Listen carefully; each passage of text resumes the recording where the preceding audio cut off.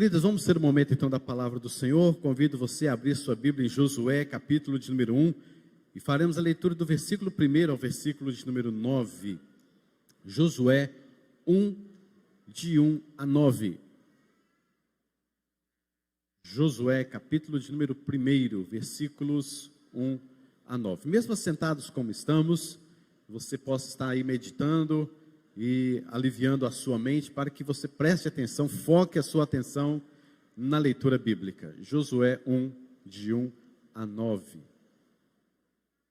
Diz assim a palavra do Senhor. Sucedeu depois da morte de Moisés, servo do Senhor, que este falou a Josué, filho de Num, servidor de Moisés, dizendo: Moisés, meu servo, é morto. Dispõe-te agora, passa este Jordão, tu e todo este povo, à terra que eu dou aos filhos de Israel. Todo lugar que pisar a planta do vosso pé, vô-lo tenho dado, como eu prometi a Moisés. Desde o deserto e o Líbano até o grande rio, o rio Eufrates, toda a terra dos heteus e até ao mar grande para o poente do sol, será o vosso limite. Ninguém te poderá resistir todos os dias da tua vida. Como fui com Moisés, assim serei contigo. Não te deixarei, nem te desampararei. Sê forte e corajoso, porque tu farás este povo herdar a terra que, sob juramento, prometi dar a seus pais. Tão somente sê forte e muito corajoso, para teres o cuidado de fazer segundo toda a lei que meu servo Moisés te ordenou. Dela não te desvies, nem para a direita, nem para a esquerda, para que sejas bem-sucedido por onde quer que andares. Não cesses de falar deste livro da lei, antes medita nele dia e noite, para que tenhas o cuidado de fazer segundo tudo quanto nele está escrito. Então farás prosperar o teu caminho, e serás bem-sucedido. Não te mandei eu?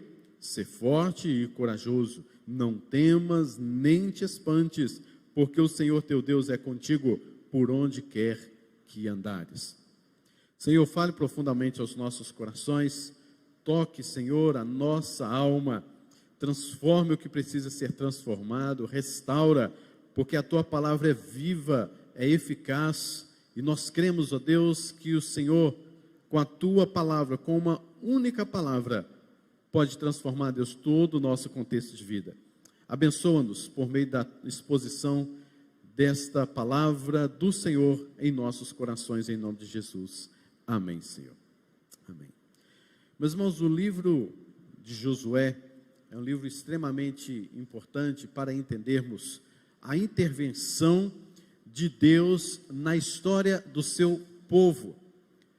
O livro de Josué está para o Pentateuco, o que o livro de Atos está para os evangelhos. Para entendermos melhor, você percebe um grande líder chamado Moisés no Pentateuco, e este líder é chamado por Deus, é enviado por Deus para livrar o povo do Egito, das trevas e transportá-lo para um reino de luz, para a terra prometida. Mas ao chegar diante da terra prometida, este servo de Deus chamado Moisés, ele morre. Quando olhamos para os livros Mateus, Marcos, Lucas e João, vamos ver também um grande homem, mas não somente um grande homem, em relação a no mesmo nível que Moisés. Vamos ver o próprio Cristo, profeta dos profetas, o sumo sacerdote, aquele que está acima de Moisés, como o próprio livro de Hebreus nos fala muito bem. E este homem também, este homem que foi enviado por Deus, se encarnou, ele também morre. Mas a diferença é que ele ressuscita e está conosco sempre, nos prometeu o seu Espírito Santo. Então vem o livro de Atos, mostrando que agora homens de Deus estão agora caminhando junto com o povo a continuidade daquilo que Jesus Cristo fez em sua obra, dizendo que há também uma terra prometida, uma vida eterna que é lá nos céus. Então deveria se pregar a salvação, a cruz, a ressurreição em Cristo Jesus. Porém, quando voltamos para o contexto de Josué, Moisés não ressuscita. Moisés não é trazido de volta e nem prometeu a Josué dizendo, olha, eu vou morrer. Aliás, Moisés até mesmo fala que vai morrer, fala acerca da sua morte no final de Deuteronômio. Mas ele não diz assim, olha, aí eu vou voltar, viu? Vou estar com você, diante de tudo aquilo que Deus me revelou, vou estar junto contigo. Não acontece isso, até porque Moisés era homem, mas não era Deus. Jesus Cristo é Deus, homem, e prometeu e cumpriu a promessa do Espírito Santo, o Consolador. O grande líder, querido, que é Moisés, veio, mas morreu, e agora é um soldado, é um dentre eles, que começa a liderar esse povo e ir adiante.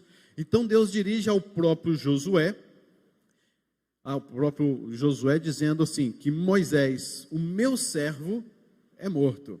Queridos, há um problema aí, e não é um probleminha simples não, há um problemão, porque eles estavam diante da terra prometida, eles estavam diante dos heteus, dos jebuseus e tantos outros zeus por aí afora, principalmente os fariseus. Eles tinham agora que entrar, eles tinham que agora conquistar aquela terra, mas o homem que Deus levantou desde há muito tempo e deu toda a estratégia, está morto, e agora vem Josué, mas Deus fala com ele, que eu estarei contigo, assim como Cristo Jesus disse, que virá o Espírito Santo, o próprio Espírito Santo, o Consolador, que iria estar diante dele, assim também Deus se manifestou a um homem, a Josué, dizendo que este homem, Josué, deveria atravessar o Jordão e conquistar toda a terra. Então você imagine que o problema é muito grande para Josué. Graças ao próprio Deus, pela sua intervenção, graça, misericórdia e bondade, que ele se manifestou a Josué, dizendo que todo lugar que pisar a planta do vosso pé eu tenho dado. Eu estarei contigo, não te deixarei, nem te desampararei. Ainda bem que Josué sentiu este consolo do Senhor. Mas Moisés era um servo. A palavra servo, geralmente no Velho Testamento, aparece se referindo a uma pessoa somente depois da sua morte, mostrando que toda a vida daquele homem, de fato, foi uma vida de servidão ao Senhor. Josué aparece aqui como servidor de Moisés. Moisés aparece aqui como servo do Senhor, porque a sua vida finalizou e a conclusão que se tem é que ele era um servo do Senhor e Josué um servidor de Moisés. Então, veja a responsabilidade enorme que este homem tinha diante da sua vida e com este grande e grave problema de que o seu grande líder Moisés havia morrido. Querido, o povo sempre foi desobediente. Moisés certa vez se irritou lá em Refidim, jogando então a vara, batendo com a vara forte para que saísse água, porque o povo clamava por água, e foi como um juízo de Deus sobre a vida de Moisés, que não entraria então na terra prometida. Deus retorna o seu propósito então àquele povo. Deus sempre volta a agir em prol do seu povo. E este livro de Josué nos mostra o fato de que Deus interfere soberana e majestosamente sempre na vida da igreja, na vida do seu povo, o que tira toda a ideia, a ideologia diabólica, que nos mostra que Deus não interfere mais na vida do ser humano, é os chamados deístas, que Deus criou, deu corda ao mundo e as coisas estão acontecendo sem a interferência dele. O livro de Josué é um livro clássico que nos mostra que não, que Deus interfere soberana e majestosamente na vida do seu povo, em qualquer circunstância, em qualquer momento. E isso deve despertar a nossa fé, a nossa esperança, o nosso amor, ciente de que Deus está conosco. O versículo de número 2 nos fala que Moisés é morto, dispõe-te agora, passa de Jordão, tu e todo este povo. Tu e todo este povo. Aí Josué olha para trás, sem Moisés, meu Deus, é esse povo mesmo? Não é melhor deixar esse povo aqui, a gente seleciona alguns e vai. A gente seleciona os melhorzinhos, os mais obedientes. Quem sabe dentro de algumas tribos, deixa esse povo morrer no deserto, a gente vai. Não é assim que aconteceu, querido. Tu e todo, é todo mundo. É todo mundo que está ali, é todo mundo que Deus colocou para estar ali. Nem todos eram eleitos, de fato. Nem todos tinham, de fato, Deus em seu coração. Muitos estavam ali enraivecidos. E por muito tempo, Deus aplicou a sua própria justiça e o seu juízo à vista de todo o povo, mostrando a sua soberania e graça. Tu e todo este povo. Um certo autor, ele colocou algo interessante no que diz respeito sobre o que é a igreja. Ele colocou algumas, pelo menos 3 ilustrações. Talvez a igreja seja comparada a um ônibus. Tem um motorista, e você está lá, e o motorista está dirigindo, né, e a igreja e o povo está indo. Você está simplesmente assentado, não se preocupa com as curvas, com quebra-mola, com buracos, com radares, com seja o que for. E cada ponto que ele para, em cada caminhada que ele faz, sobe mais alguém, desce mais alguém. E aí é comparado a um ônibus. A segunda ilustração que ele disse, que este povo, a igreja do Senhor, é comparado também a um avião. Um pouco mais requintado, né? Um avião. Onde todos os passageiros sobem, estão ali também naquele avião, mais confortável, talvez um ar-condicionado, recebendo os lanches prontos nas suas mãos. Afinal de contas não tem muito lanche melhor assim também nesses aviões, mas tudo bem, está ali recebendo. E se for maltratado dentro daquele avião, o que ele faz? Quando ele encerra a viagem, ele vai e denuncia, reclama, manda um e-mail para a empresa, e às vezes alguns até recebem em processo financeiramente, porque houve aquela reclamação e justificou ali o seu problema, processou a empresa e etc. Mas o autor também fala de uma terceira comparação, que a igreja é como aqueles barcos antigos, bem antigos, onde está todo mundo a remar. Todo mundo tem que remar. Todo mundo está ali remando naquele convés, naquele local ali, para que o barco vai. E o barco tem que caminhar, e tem talvez pode ter até alguém lá na frente direcionando, gritando, motivando, incentivando a remar cada vez mais, mas o fato é que o seguinte, se um apenas parar de remar, é menos uma força. E muitas vezes, alguns começam a olhar para o outro que não está remando, que talvez esteja cansado, e começa a criticá-lo, e começa a falar, e ele é mais um que vai também parar de remar, e o outro que chama a atenção também daquele, e o outro que tem problema com o seu remo, é o outro que tem problema com o seu companheiro remador, e de repente, querido, o barco está à deriva, andando em círculo. E foi exatamente isso que aconteceu com todo o povo. Para você ter ideia, eles saíram do Egito e foram para a terra de Canaã, e alguns estudiosos, olhando e observando os recursos e tudo mais que se tinha, alguns dizem que eles poderiam ter feito essa caminhada em uma semana. Alguns ainda chegam a dizer assim, olha, para a gente exagerar um pouquinho, para deixar o negócio bem mais folgado, eles poderiam chegar na terra de Canaã, pelo menos dentro de um mês. Para falar assim, exageradamente. Meus irmãos, eles gastaram 40 anos andando naquele deserto. 40 anos. Sabe por quê? Porque alguns pararam de remar. Alguns achavam que estavam dentro de um ônibus. Alguns achavam que estivessem dentro de um avião. Outros estavam dentro de um barco remando, mas pararam de remar e começou a andar em círculo. E isso aconteceu com o povo de Israel e não chegavam de fato ao seu destino. E era este povo que Josué olhava e estava agora diante deste povo e olhava para trás. Moisés não estava mais, mas Deus encoraja Josué a caminhar, tu e todo este povo. E nos versículos de número 3 e versículos de número 4, é Deus incentivando Josué, dizendo, vai adiante, vai você, esse povo, eu estarei com vocês, toda a terra vai ser essa, então caminhe nesta firme esperança. E no versículo número 5, nós podemos ver uma promessa de Deus a Josué, e Josué precisava de fato confiar profundamente nessa promessa, senão as coisas não iam. Meus irmãos, nós precisamos de caminhar com fé, com esperança e com amor, assim como Josué estava aqui agora caminhando em fé, caminhando em esperança, caminhando em amor.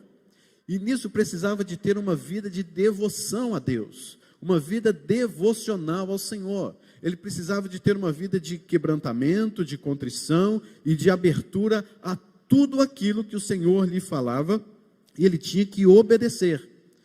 O Senhor prometeu estar com Josué, não te deixarei, não te desampararei. Então ele precisava estar remando, ele precisava colocar aquele povo para remar, ele precisava de estar dizendo sempre àquele povo: olha, é para cá, é para lá, vamos aqui, vamos acolá. Mas ele não poderia desistir. Ele seria aquele homem que não poderia em momento nenhum dizer: Senhor, eu estou cansado, não quero mais saber deste povo. Pelo contrário, para que Josué permanecesse firme, era necessário uma vida de devoção ao Senhor. Inclusive, este é o tema do nosso mês de fevereiro: fé, esperança e amor numa vida devocional a Deus. E no versículo número 6, nos diz: ser forte e corajoso, porque tu farás este povo herdar a terra. Observe comigo o versículo número 9: não te mandei eu ser forte e corajoso, não temas nem te espante, porque o Senhor teu Deus é contigo, por onde quer que andares. Ser forte e corajoso, no versículo de número 6, está falando, queridos, que ele iria enfrentar os exércitos dos filisteus a princípio e outros povos, e ele então tinha que ser forte, ele tinha que ser corajoso para enfrentar esses exércitos no nome do Senhor. O versículo de número 9 fala novamente que Deus estaria com ele. Afinal de contas, atravessar o Jordão, queridos, não tinha ponte não tinha outro caminho, a não ser atravessar no próprio rio. E o que Deus faz? Deus também abre este Jordão. E para isso era necessário o quê? Ser muito corajoso, ser forte e corajoso, porque o Senhor estaria com ele. Mas observe comigo o versículo de número 7.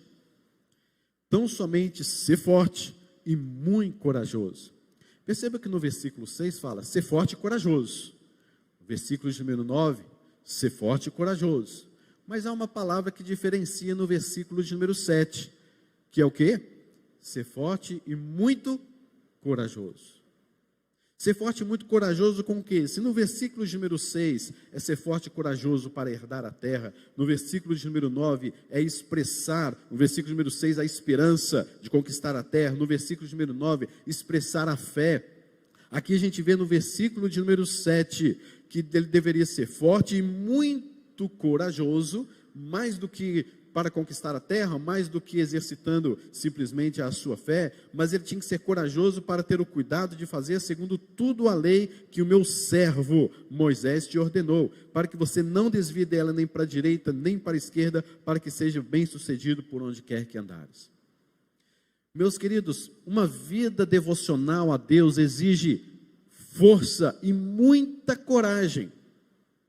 Não é apenas uma coragem, é muita coragem. Porque, queridos, nós estamos vivendo tempos difíceis também. Nós estamos vivendo um tempo em que o próprio povo da igreja está desobedecendo a palavra de Deus. O próprio povo de Deus está andando para a direita, outros para a esquerda. Alguns deixaram de remar, alguns parecem estar dentro de um avião, alguns parecem estar dentro de um ônibus. Então a luta começa dentro da igreja, porque a gente vê um povo que não está levando Deus a sério. Um povo que não está tendo práticas devocionais. Um povo que ouve falar acerca do temor a Deus, mas tem pessoas remando o contrário, mas tem pessoas batendo remo com a na cabeça dos outros, tem pessoas que pararam de remar há muito tempo, e a igreja continua caminhando, mas continua em círculo. Queridos, não adianta a gente pregar sobre qual é a missão da igreja, se nós não entendermos o que é de fato a igreja. Precisamos sim aprender sobre a missão da igreja, precisamos sim estar atentos às lições da escola dominical, que tem sido para mim muito edificante, isso creio que para você também. Mas antes disso, queridos, é preciso ter muita coragem para fazer parte de uma igreja. É preciso ter muita coragem para ter uma vida que obedeça ao Senhor, como o Senhor se revelou a Josué. Porque, queridos, para conquistar terra, para ter vitória no dia a dia, para você exercitar a sua fé, beleza, Deus é contigo. Mas, queridos, para observar o que o Senhor ordena na sua palavra e andar em conformidade com esta palavra, é preciso ser um homem, é preciso ser uma mulher de muita coragem. Para você andar na contramão daqueles que estão dentro da igreja, remando o contrário, e também para remar ao contrário daquilo que o mundo também dita-nos, que o mundo tem ditado e feito a cabeça de muitos crentes, assim como fez naquela época ali com o povo de Israel no deserto. Queridos, por onde o povo caminhava no deserto e havia algumas cidades, eles se adaptavam àquelas cidades, eles adoravam os deuses daquelas cidades, eles se subestimavam diante daquela cidade, eles ficavam com medo do povo daquela cidade. E assim a igreja também vai caminhando, diante da situação do mundo, o povo também vai se camuflando como um camaleão. E onde passa, vem e adota um princípio. Onde passa, vem e adota uma ideologia e traz isso para dentro da igreja. E é por isso que Paulo fala que nós não devemos nos conformar com este século. Mas é exatamente isso que a igreja está fazendo, se conformando a este século, e a gente vê pessoas caminhando a sua vida cristã de acordo, ou camuflado também com as coisas do mundo. Vemos famílias camufladas e vemos pessoas também andando e caminhando com as suas famílias também camufladas, porque dentro das suas casas está cheio de coisas mundanas. Vemos uma igreja também que adequa-se, que se camufla também como as coisas mundanas. E você entra para a igreja e você percebe que a igreja ela está, ou não faz nenhuma diferença de muitas coisas que o mundo mesmo tem tratado e tem visto que são coisas pertinentes a ele mesmo, ao próprio mundo, e está presente na igreja. O versículo número 8 nos diz: não cessas de falar deste livro da lei, antes medita nele de dia e de noite, para que tenhas cuidado de fazer segundo tudo quanto nele está escrito, então farás prosperar o teu caminho e serás bem-sucedido. O versículo 7 e 8, queridos, é o que está nos mostrando isso. Ser forte e muito corajoso para isso. E agora Deus está falando com Josué para que ele seja forte e corajoso, para não cessar de falar do livro da lei, para meditar nele dia e noite, para que ele tenha o cuidado de fazer segundo tudo quanto nele está escrito. Que livro é esse? Eu sei que você sabe que é o Pentateuco, mas não era assim, eles não tinham o Pentateuco como nós temos aqui hoje, tudo impresso, bonitinho aí nas suas páginas. Em Deuteronômio vai nos mostrar, queridos, que Moisés, antes de ele morrer, ciente de que sua morte estava perto, Deus o chamou e ele escreveu um livro. E este livro ficou acoplado à Arca da Aliança, e neste livro possuía testemunhos contra o próprio povo.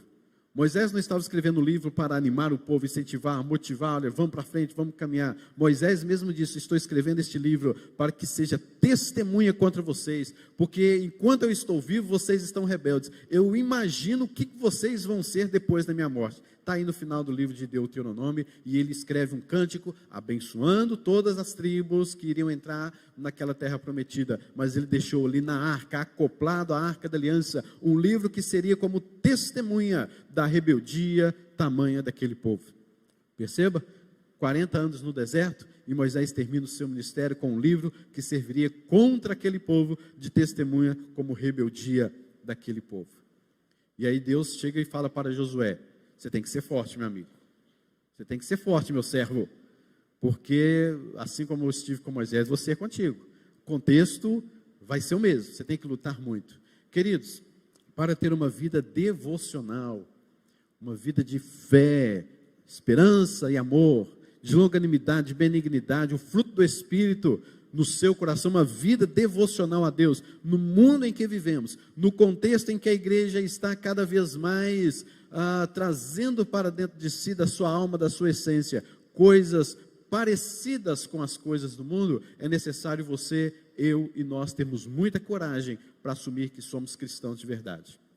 Caso contrário, abramos o livro, o Pentateuco, o livro que Moisés escreveu, para que sirva de testemunha contra nós, da nossa falta de caráter, da nossa falta de santidade, da nossa pequenez, do nosso pecado, e confessemos a Deus tudo isso, para que a igreja caminhe de fé em fé, de esperança em esperança, de amor em amor, e esperando e aguardando, não andando em círculos, mas aguardando a vinda do Senhor, a vida eterna, a terra prometida.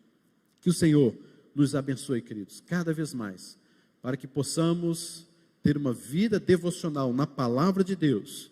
Não cesse de falar deste livro, ser forte e corajoso para fazer tudo quanto a lei nos ordena. Que você tenha coragem, muita coragem, para assumir o seu cristianismo de verdade e não ficar aí andando em círculos, remando contra a igreja, remando contra você, contra o próprio povo de Deus. Que Deus nos abençoe com esta palavra em nome de Jesus. Nós vamos orar, encerrando este momento de culto ao Senhor. Logo em seguida nos dividiremos em classes.